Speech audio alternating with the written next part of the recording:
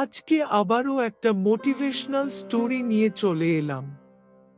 গল্পটা শোনো এবং বল এবং ভাবো আমাদের কি করা উচিত। চলো বেশি দেরি না করে গল্পটা শুরু করা যাক। গল্পের নাম শেষ চেষ্টা। সব চেষ্টা শেষ, নাকি আরেকবার চেষ্টা করে তাগিত, নাকি চেষ্টার কোনো শেষ নেই? কি এই গল্পের মানে কি?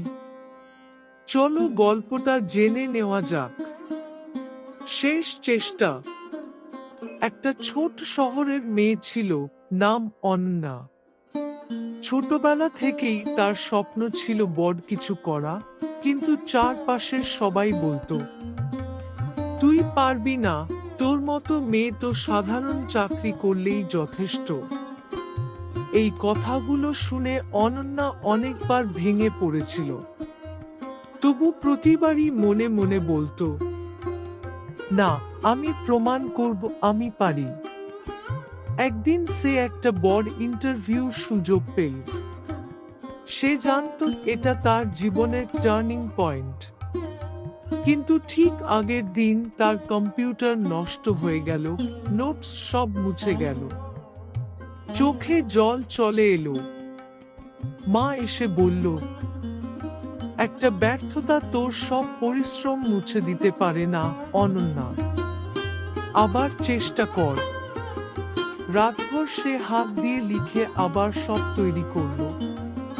পরের দিন ইন্টারভিউ দিতে গিয়ে অন্যরা যেখানে প্রস্তুত ছিল না, সে আত্মবিশ্বাসে ভরপুর ছিল। সেই আত্মবিশ্বাসই তাকে সফল করল।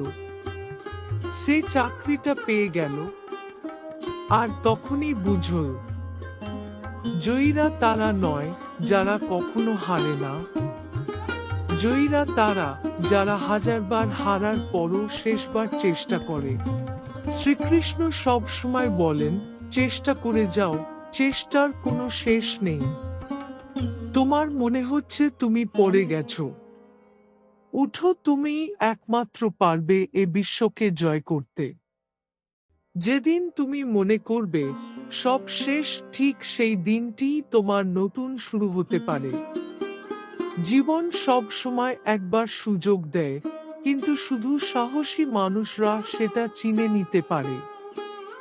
লাস্ট বার আমি এই কথাই বলেছিতে পারি, চেষ্টা করে যাও, একদিন তুমি সফল হবেই।